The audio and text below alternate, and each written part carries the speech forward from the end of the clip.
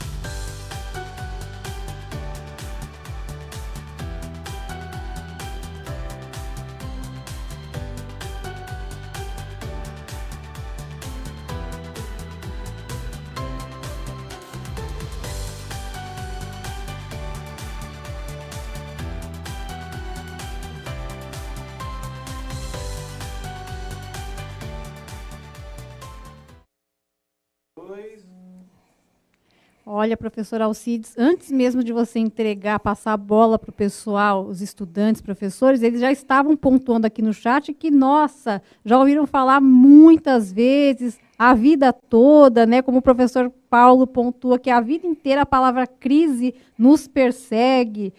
O professor Benedito também fala que inúmeras vezes já ouviu falar de crise, inclusive ele cita uma que é a crise da bolha imobiliária de 2008.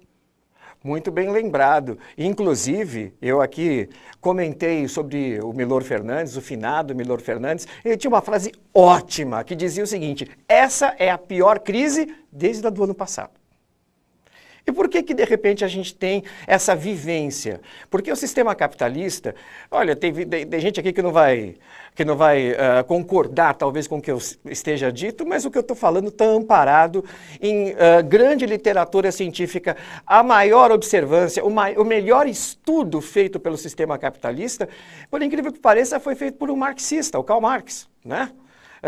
Ele, em 1867, escreve o Dark Capital, onde ele deixa muito claro que o sistema capitalista ele é um sistema de vai e voltas, ou seja, ele sempre contrasta períodos de crescimento com períodos de recessão. E dessa dialética, que como a professora pontuou, tem essa espiral, tem esse vai e volta, a gente fica refém desses contextos aí e a história é produzida a partir disso. Muito bem lembrado pelo professor. Vamos agora contextualizar o mundo um pouquinho antes da crise de 29. Bota no LED, vamos trabalhar aqui. Olha lá, a Europa entre guerras. A gente fala entre guerras porque é um período de 20 anos que vai do final da Primeira Guerra Mundial, a Primeira Guerra Mundial termina no final de 18, até setembro de 1939, quando as tropas nazistas invadem a Polônia e nós temos o início da Segunda Grande Guerra.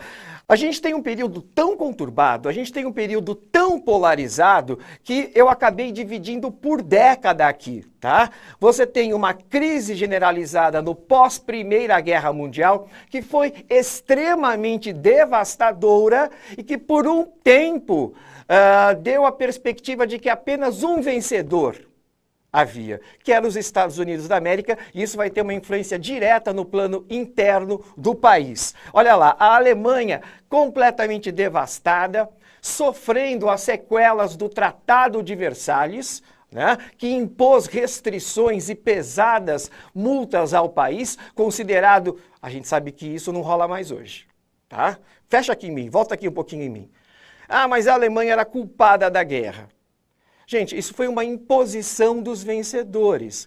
Porque se a gente for olhar o retrato que antecedeu a Primeira Guerra Mundial, todo mundo queria a Primeira Guerra Mundial. A Primeira Guerra Mundial não foi provocada unilateralmente, mas como a Alemanha perdeu, ela acaba tendo que fazer pesadas reparações impostas principalmente pela Inglaterra e pela França. Vamos voltar aqui? É nesse clima que nós temos a emergência de dois estados totalitários. O primeiro na Itália, com o Duce, né? Benito Mussolini, né? E o segundo, a construção gradativa de um estado totalitário comunista liderado de uma forma dogmática por Joseph Stalin, tá? Na Europa, a gente tem uma crise generalizada, agora já indo para outra década após a crise de 29, onde a gente já nota que a crise tem uma amplitude global, ela já não se restringe apenas a um país, apenas a um estado. A gente tem os nazistas em janeiro de 1933 chegando ao poder, e vamos lembrar, os nazistas, de alguma forma, se beneficiaram do contexto do aprofundamento da crise que aconteceu a partir do crash da Bolsa de 29. Se a gente olhar a espiral da extrema-direita na Alemanha, ela estava em queda, e quando acontece a crise de 29, as pessoas procuram culpados, as pessoas ficam desesperadas, e nesse cenário o Hitler, então, vai conseguir ascender ao poder como chanceler. Mas vamos voltar aqui. Temos aí num período pré-Segunda Guerra Mundial alianças e tratados que na próxima aula a gente vai especificar um pouquinho mais, e a Guerra Civil Espanhola, que é tida por muitos historiadores como uma espécie de ensaio daquilo que viria a ser depois a Segunda Grande Guerra Mundial. Vamos trocar o LED agora, vamos trocar o LED. Vamos falar dos Estados Unidos. Living in America. Os Estados Unidos. Gostem ou não, eu faço das minhas palavras a do professor Eric Johnson Hobsbawm, faço das minhas palavras do grande mestre John Lukács. O século XX é o século dos Estados Unidos.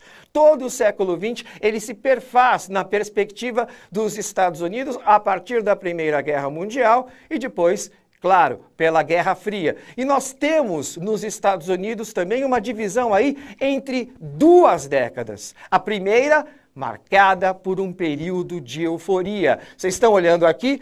Bota no LED, a era do jazz. Antes de comentar um pouquinho de cada imagem que a gente está olhando aqui, vou pedir para voltar em mim.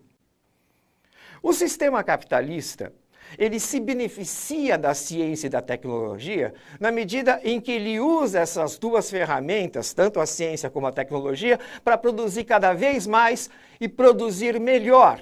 E assim você ter um mercado, um nicho consumidor desses produtos. Se descobriu na virada do 19 para o século 20, e essa descoberta aconteceu nesse nível com uma amplidão tremendamente grande, principalmente após a Primeira Guerra Mundial, nos Estados Unidos, onde eles perceberam que havia um grande nicho de consumo na área doméstica e na área de entretenimento. Algo que nós temos a observância disso até hoje. Vamos voltar para o LED um pouquinho? Olha lá, a era do jazz.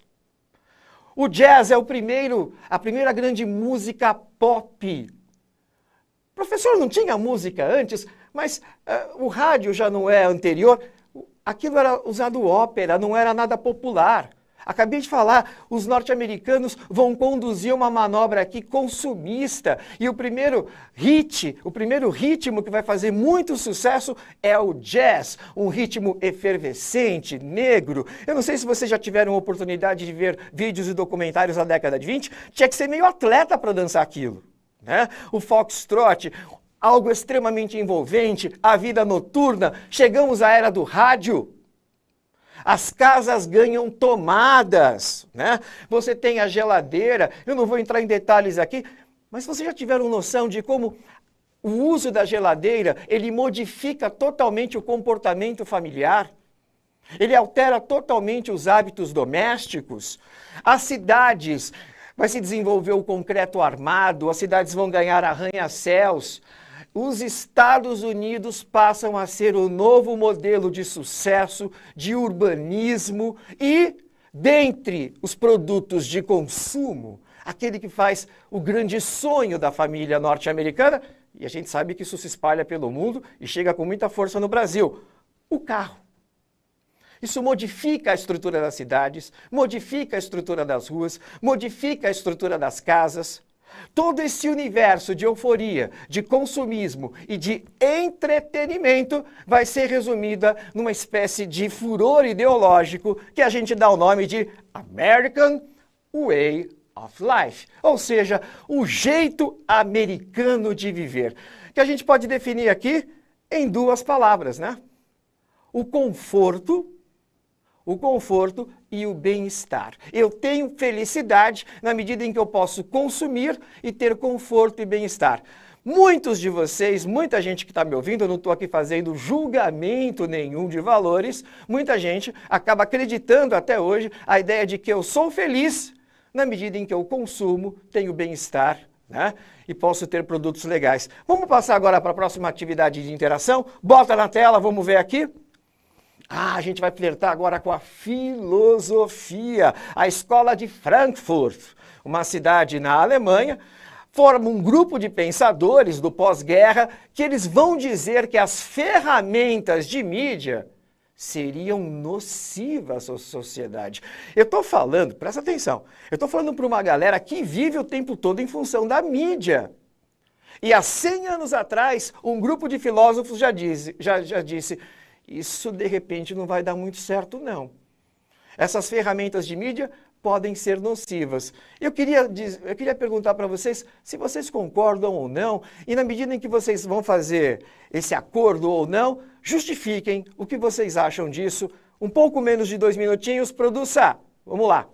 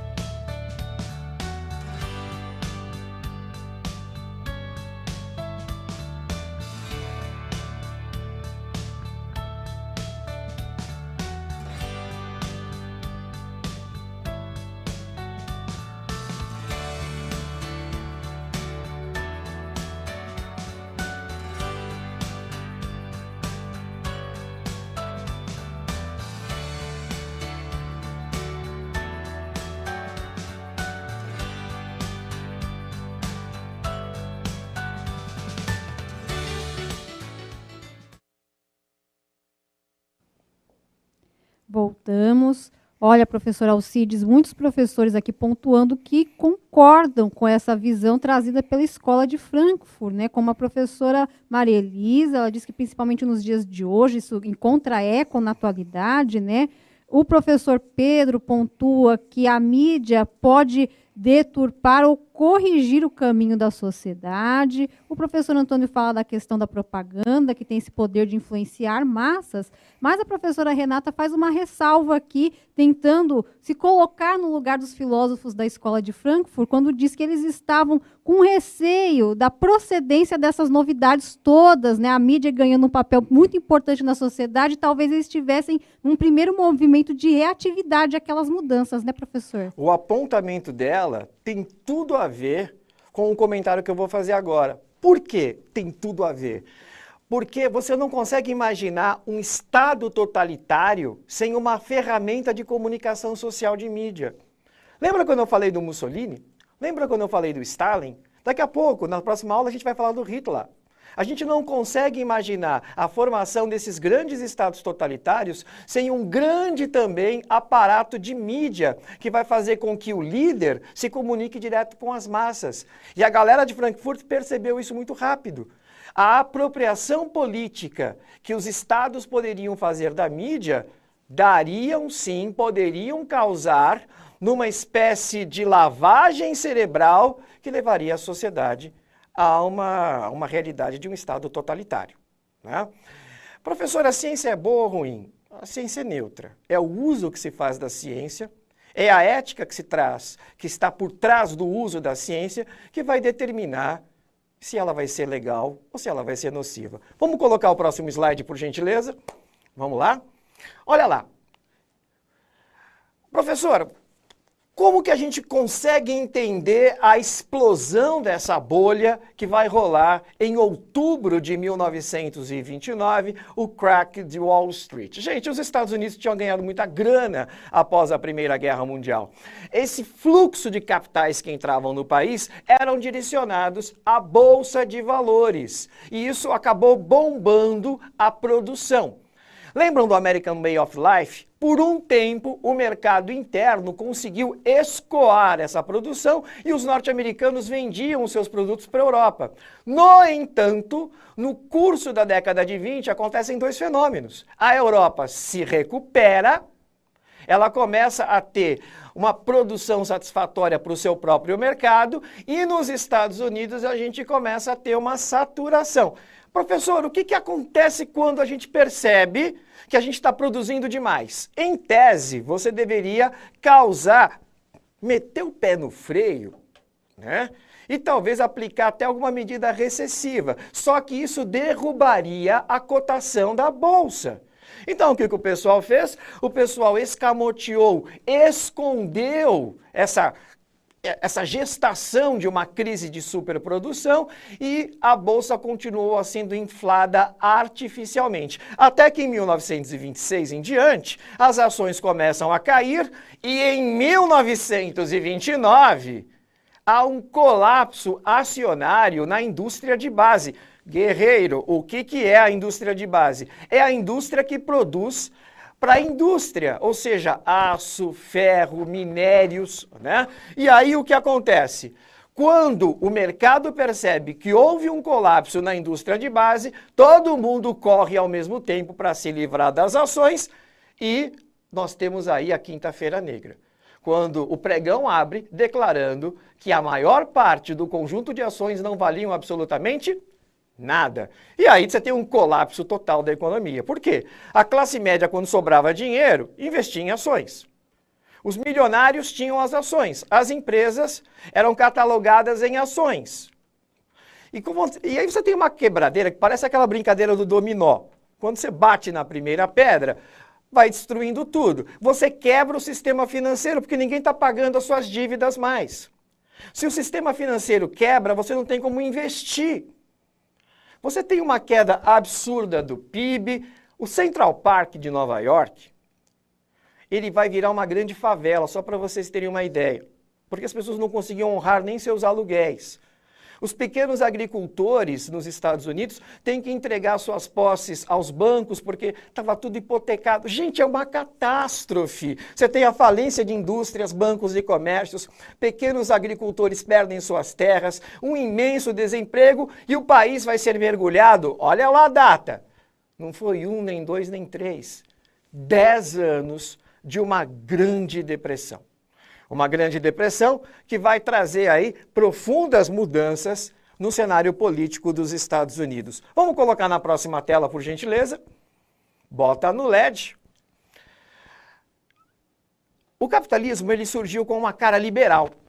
Já no século XIX, ele tem uma grande crise no final do século XIX. Uma crise que aponta que esse sistema ele vai viver essa dicotomia, né? Esse conflito entre avanço e retrocesso, entre progresso e recessão. Só que o modelo liberal continuou, principalmente nos Estados Unidos. Justamente por causa desse modelo liberal, o governo não tomou nenhuma ação para frear a especulação financeira que deu na crise de 29. E aí o que acontece? Nesse cenário, quem defendia o liberalismo eram os republicanos, eles perdem o poder e é eleito um democrata, Franklin Delano Roosevelt. Olha aqui na tela. Assim que ele assume, ele vai fazer um plano de recuperação econômica, o New Deal, o novo acordo. O Estado agora passa a ser indutor de crescimento econômico e de empregos, através de grandes obras e de financiamento da atividade produtiva. O Estado passa a regular as atividades econômicas e instituições financeiras para evitar uma especulação desenfreada que levasse o próprio sistema a entrar num cenário canibalizante. E o Estado passa a ser regulador das relações entre capital e trabalho, estabelecendo salário mínimo, sindicalismo, colocando aqui uma jornada de trabalho, fazendo leis trabalhistas, garantindo a previdência social. Todo esse modelo, este professor que vos fala, acredita que é uma reinvenção do sistema capitalista. E ele foi inspirado no chamado maior economista de todo o século XX, John Maynard Keynes. Por isso que esse modelo ficou chamado de keynesianismo, onde há uma interferência do Estado na economia para disciplinar a concentração de renda. Vamos para o próximo, que a gente tem mais uma interação aqui rapidinho, né? Conta pra gente. Uma das primeiras medidas do recém-eleito presidente dos Estados Unidos, Joe Biden, foi espalhar o retrato do Roosevelt no Salão Oval, que é o gabinete presidencial em Washington. Qual mensagem o Biden está dando à opinião pública quando ele espalha o retrato do Roosevelt no Salão Oval? Um minutinho, a gente está com pressa. Vamos lá, participem.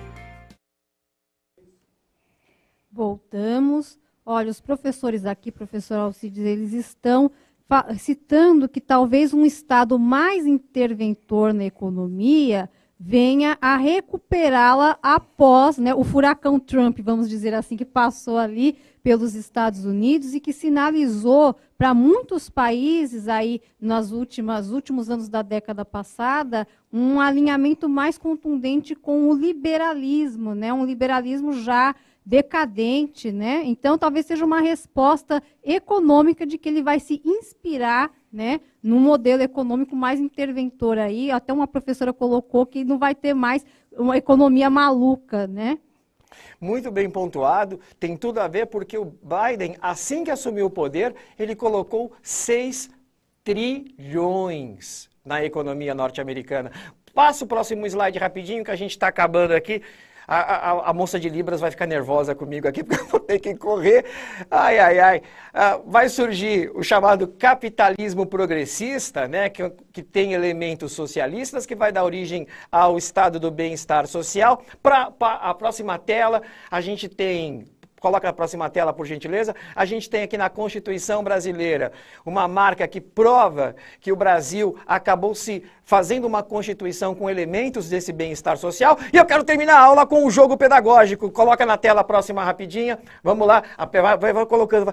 Eu sou uma pessoa, acho que é isso, eu sou uma pessoa. Primeira dica. Rapidinho, primeira dica. Sou nome de praça na capital paulista. Vamos ver aí, professora Luíse. A poliomielite não me impediu de ser uma influente liderança política. Próxima. Fui presidente em 4 mandatos. E a última, fui um dos mentores da ONU. Alguém conseguiu? Professor Paulo e professor João Pedro Franklin Delano Roosevelt. Isso, coloquem aí na tela, eu sou Franklin Delano Roosevelt. Galera, avaliem a aula. Muito obrigado pela coparticipação. Boa noite, Luiz, e valeu aqui. Gente, tchau. Tudo de bom.